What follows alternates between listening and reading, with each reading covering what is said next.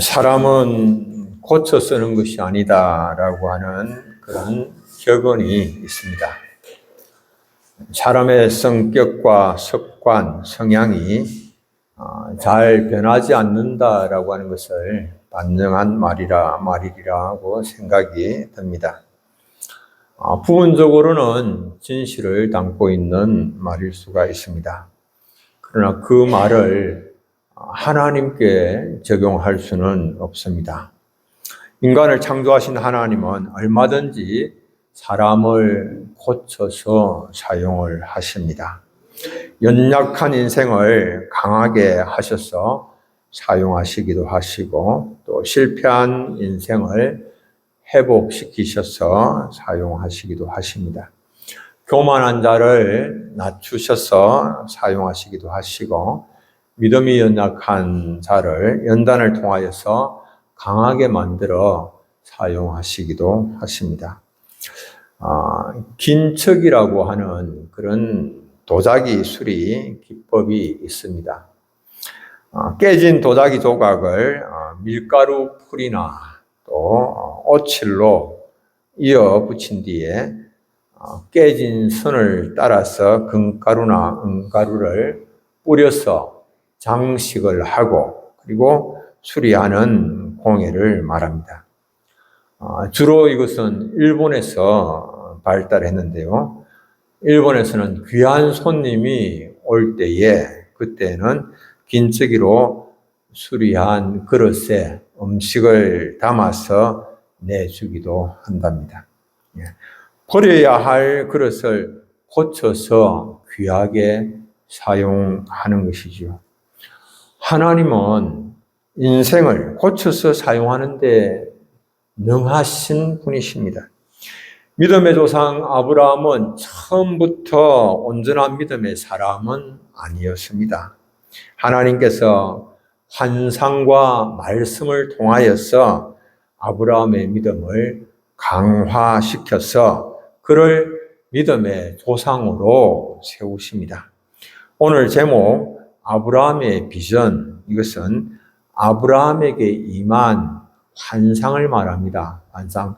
영어로 이제 비전을 우리말에서는 환상으로 이렇게 번역을 해 두었는데요. 아브라함에게 하나님께서 환상 중에 임하셔서 말씀을 하십니다. 그리고 그 말씀을 통하여서 아브라함의 믿음을 강화시켜 나가시고 아브라함을 고쳐서 하나님께서 사용을 하십니다. 비록 우리가 부족함과 연약함을 가지고 있다고 할지라도 하나님 우리를 실어버리지 아니하시고 믿음을 더욱더 굳건하게 하시고 고쳐서 사용하시기를 원하십니다. 하나님 참 좋으신 하나님이죠. 우리가 하나님 사랑하지 못하고 우리가 우리 자신들을 보면서 내가 뭐 그렇지 내가 뵐 수 있겠나 나에게 무슨 소망이 있을꼬 나는 이제 아무런 소망도 없다라고 생각되는 그런 때라도 하나님이 우리 가운데 임하셔서 우리를 만지시면 우리가 얼마든지 고침받고 회복되고 귀한 그릇으로 하나님 앞에 쓰임을 받을 수가 있습니다. 두려워한 아브라함을 하나님께서 말씀으로 고치셨습니다. 오늘 15장 1절에는 그렇게 말씀합니다. 이후에 여호와의 말씀이 환상 중에 아브라함에게 임하여 이르시되 아브라함아 두려워하지 말라. 두려워하지 말라. 나는 내 방패요 너의 지극히 큰 상급이니라 라고 말씀하셨습니다. 아브라함이 무엇을 두려워했는가? 무엇을 두려워했는지 성경이 정확하게 말씀을 하고 있지는 않습니다. 그런데 이후에 여호와의 말씀이 환상 중에 임하였다라고 하는 것을 볼 때에 아브라함이 롯을 구출하고 난 사건 그 후에 가지게 된 어떤 두려움이지 않을까. 롯을 구출하기는 했는데 그 후에 아브라함이 두려움을 가지게 됐다라고 하는 것입니다. 비록 하나님께서 도우셔서 메소포타미아 동맹국을 다 쳐부수고 그리고 롯을 구출하고 빼앗긴 모든 노략물들을 다 찾아오는 그런 대승리를 거두기는 하였지만 그러나 여전히 메소포타미아 동맹국 왕들은 아주 강력한 힘을 가지고 있었기 때문에 그들의 보복에 대한 두려움을 갖지 않을 수가 없는 그런 상황이었죠. 그러니까 하나님께서 아브라함을 찾아오셔서 환상 중에 말씀하시는 것입니다. 아브라함아, 두려워하지 말라. 나는 내 방패요 너의 지극히 큰 상급이니라 라고 말씀을 하십니다. 방패라고 하는 말은 보호자라고 하는 말씀입니다. 내가 너를 보호하는 보호자다.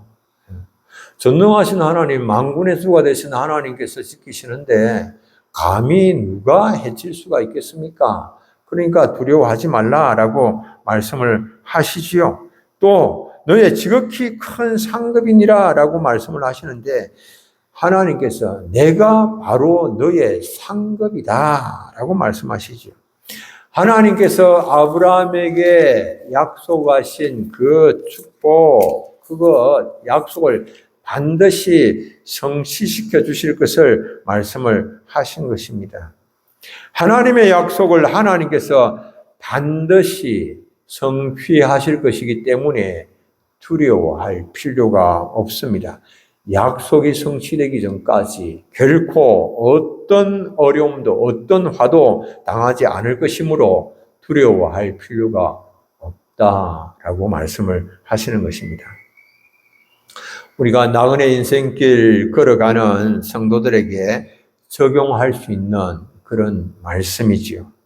하나님의 뜻대로 살아가기 위해서 힘쓰고 애쓸 때에, 사명 감당하기 위해서 노력할 때에 두려운 일들을 만날 수가 있습니다. 험난한 일들을 만날 수가 있습니다.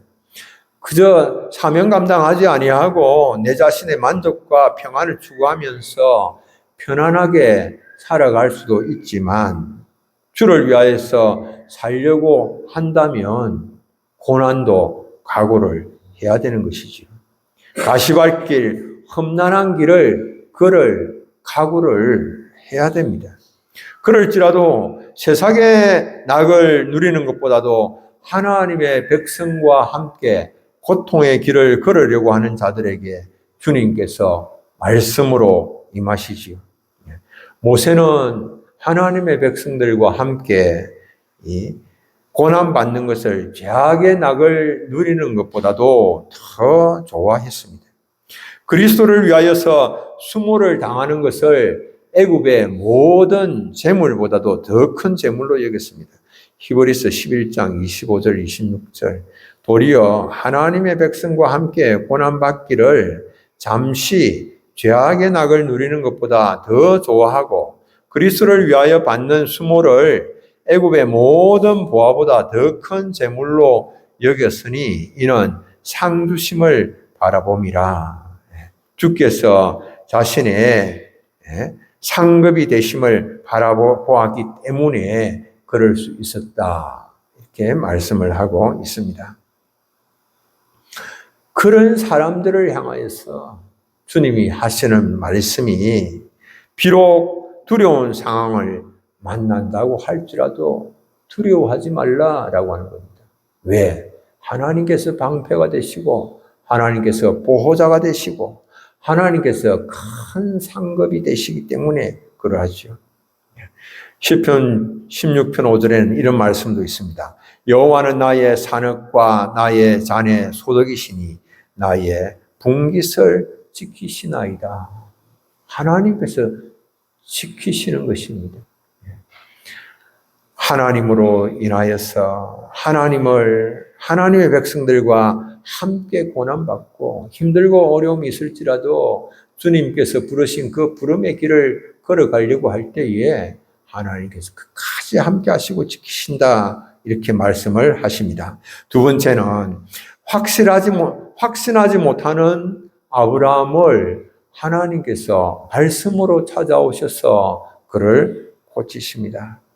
하나님께서 상급을 말씀을 하시니 아브라함이 자신에게는 자식이 없는데 이 엘리에셀을 상속자로 삼아 주실 것을 하나님께 말씀하죠. 자신의 상속자는 엘리에셀이 될 것이다 라고 말을 합니다. 엘리에셀이 누굽니까?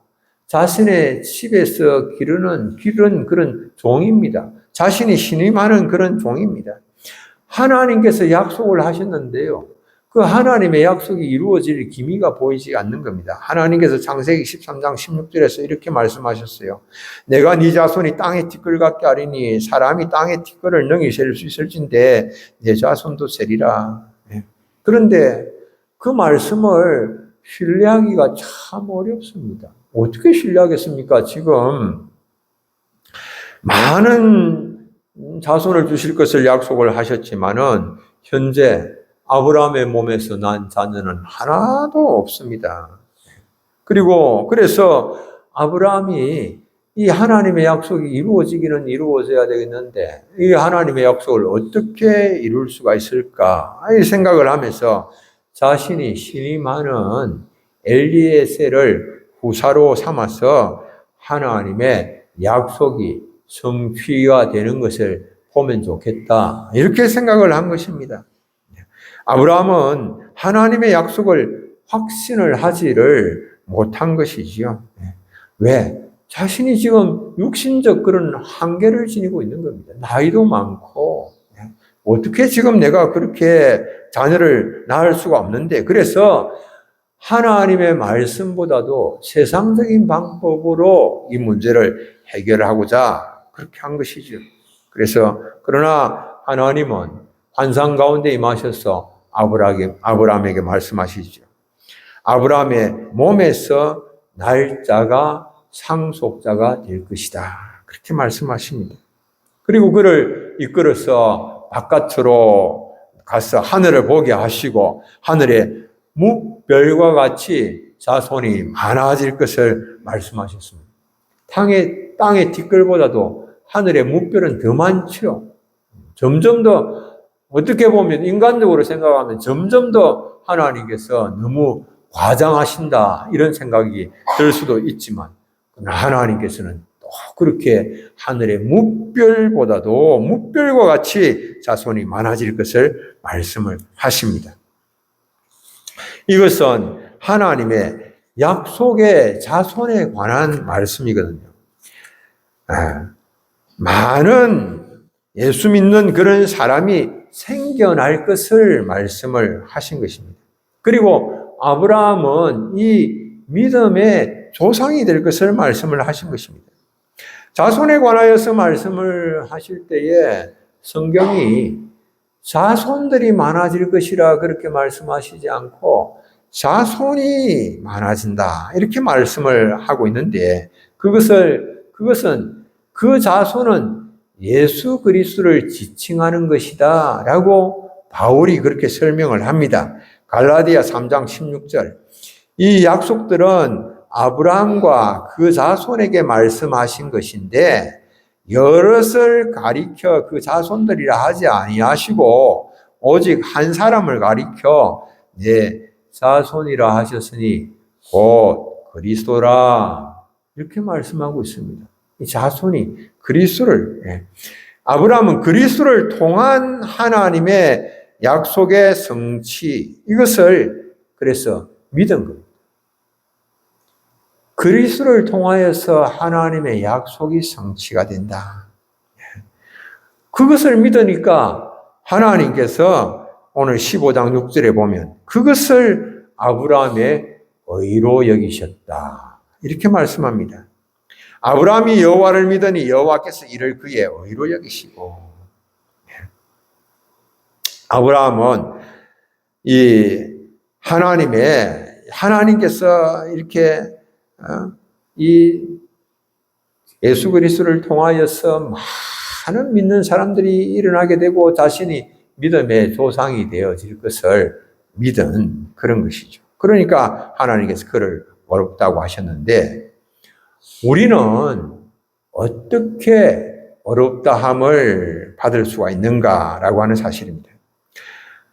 하나님께서 하나님과 원수된 자들을 하나님과 화목해 하시기 위해서 예수 그리스도께서 십자가에서 보배로운 피를 흘리시고 죽으신 것을 믿는 믿음을 보시고 우리를 어렵다 하시는 것이죠. 믿는 자들은 자녀의 권세를 받습니다. 믿는 자가. 요한복음 1장 12절에 영접하는 자, 곧 그 이름을 믿는 자들에게는 하나님의 자녀가 되는 권세를 주셨으니 이렇게 말씀하고 있습니다. 땅은 하나님의 자녀에게 주어지는 것입니다. 하나님의 자녀에게. 상속은 먼저 하나님의 자녀가 되어야 상속을 받는 것입니다. 자녀가 되지 아니하고 자녀됨을 생각하지 아니하고 땅을 소유할 것을 생각을 하면 그건 헛된 망상입니다. 먼저 하나님의 자녀가 되지 아니하고는 하나님 나라를 우리가 누릴 수가 없는 그런 일이죠. 로마서 8장 16절 17절 이렇게 말씀합니다. 우리 함께 한번 읽어볼까요? 성령이 친히 우리의 영과 더불어 우리가 하나님의 자녀인 것을 증언하시나니 자녀이면 또한 상속자 곧 하나님의 상속자요 그리스도와 함께한 상속자니 우리가 그와 함께 영광을 받기 위하여 고난도 함께 받아야 할 것이니라. 아멘. 자녀이면 또한 상속자다. 자녀가 되어야 상속자가 되고 그리고 그 상속자는 그리스도와 함께한 상속자이기 때문에 영광을 받기 위해서 고난도 함께 받아야 된다. 자녀됨, 이게 산십입니다. 이 상속권을 받는 것은 에어십입니다. 이 자녀가 되어야 하나님 나라를 상속으로 받게 되어지는 것입니다. 약속의 말씀을 신뢰함으로 그리스도와 함께한 상속자로 하나님의 나라를 유업으로 누리시는 우리 사랑하는 성도님들 다 되시기를 축복합니다. 세 번째로는 땅을 소유로 받을 것을 의심하는 아브라함을 말씀으로 하나님께서 임하셔서 고치십니다. 땅을 어떻게 그걸 소유로 받을 수가 있을 것인가? 아브라함이 묻습니다. 가나안 땅을 소유로 받을 것을 무엇으로 알 수가 있습니까? 그렇게 묻습니다. 하나님께서 말씀을 하십니다. 창세기 15장 9절에 나를 위하여서 3년 된 암소와 3년 된 암염소, 3년 된 순양, 산비둘기, 집비둘기 새끼를 가져오라.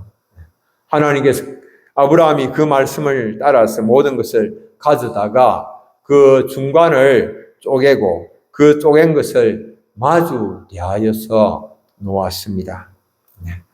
그 쪼개었다라고 하는 말은 모든 재물이 다 죽음에 이르렀다라고 하는 말이지요. 다 모든 재물이 다 피를 흘렸다라고 하는 말이지요. 피 흘림이 없은즉 사함이 없기 때문이고 사함이 없는 곳에는 상속도 없기 때문에 그렇게 하신 것이죠. 짐승을 쪼개고 그 쪼갠 것을 마주 대하여 놓게 하신 것은 언약을 체결하기 위한 것입니다. 하나님께서 아브라함과 언약을 체결하십니다. 그 짐승을 쪼개서 그 두 조각 사이로 지남으로 언약을 맺었음에도 불구하고 그 언약을 지키지 않으면 원수의 손에 넘겨져서 시체가 공중의 새와 짐승의 먹이가 될 것을 말씀을 하신 것이지요. 에레미야 24장 18절로 20절에는 이런 말씀이 있습니다. 송아지를 둘로 쪼개고 그 두 조각 사이로 지나매 내 앞에 언약을 맺었으나 그 일을 실행하지 아니하여 내 계약을 어긴 그들을 곧 송아지 두 조각 사이로 지난 유다 고관들과 예루살렘 고관들과 내시들과 제사장들과 또 이 땅 모든 백성을 내가 그들의 원수의 손과 그들의 생명을 찾는 자의 손에 넘기리니 그들의 시체가 공중의 새와 땅의 짐승의 먹이가 될 것이며 언약을 체결을 하고 그 쪼갠 짐승 사이로 지나갔음에도 불구하고 그 언약을 실행하지 아니한다면 그들에게는 죽음이 임한다. 원수의 손에 넘겨져서 새와 짐승의 먹이가 되게 된다. 이렇게 말씀을 하죠. 그런데 그 쪼갠 고기 사이로 무엇이 지나가는고 하니까 햇불이 지나갑니다. 타는 햇불이 지나갑니다. 17절에 보면 이렇게 말씀합니다. 해가 져서 어두울 때 연기 나는 하루가 보이며 타는 햇불이 쪼갠 고기 사이로 지나더라. 타는 햇불이 지납니다. 타는 햇불. 타는 햇불은 무엇을 의미하는가? 타는 햇불은 하나님의 임재를 상징을 합니다. 쪼갠 고기 사이로 언약의 당사자인 아브라함과 하나님이 함께 지나가셔야 마땅하지만 아브라함은 지나가지 아니하고 하나님께서 그 사이를 지나가시죠. 오직 하나님만 지나가시죠. 이것은 하나님께서 그 언약을 주권적으로 체결하시고 하나님께서 그 언약을 주권적으로 이루실 것을 말씀을 하신 것입니다. 어떤 난관이 있다고 할지라도 반드시 하나님께서 아브라함의 후손들에게 그 땅, 가나안 땅을 주실 것. 그것 하나님께서 이루실 것을 말씀을 하신 것이죠. 그러면 연기가 나는 화로가 상징하는 것은 무엇인가? 연기 나는 화로는 세풀무 애굽 땅에서 고난 당하는 이스라엘 백성을 상징을 하는 것입니다. 타는 햇불은 하나님의 임재를 상징하지요. 그런데 이 연기 나는 하루와 타는 햇불이 함께 있죠. 하나님은 이스라엘의 고난 가운데서도 그들과 항상 함께 하심을 말씀하십니다. 그들의 고난 가운데 그들의 신음소리에도 하나님께서 귀를 기울이시고 그리고 하나님은 자기 백성의 대적자들을 소멸시키시는 그런 진노의 심판을 행하시죠. 하나님께서 어떤 어려움이 있다고 할지라도 이스라엘 백성들과 함께 하시고 불기둥으로 함께 하시고 혹독한 추위 가운데서 포근하게 감싸시고 보호하시고 인도하시고 모든 어려움을 극복하고 그 땅, 가나안 땅을 하나님께서 약속하신 그대로 아브라함의 후손들에게 주시죠. 하나님은 자기 백성의 모든 고난의 어두움을 물리치시고 밝히시는 분이십니다. 사무엘하 22장 29절 여호와여 주는 나의 등불이시니 여호와께서 나의 이름을 나의 어두움을 밝히시리이다. 램프, 등불, 햇불도 영어 성경에는 램프로 번역했고 등불도 램프로 번역을 했는데 주는 나의 등불이시니 나의 어둠을 밝히시리이다. 이렇게 말씀을 합니다.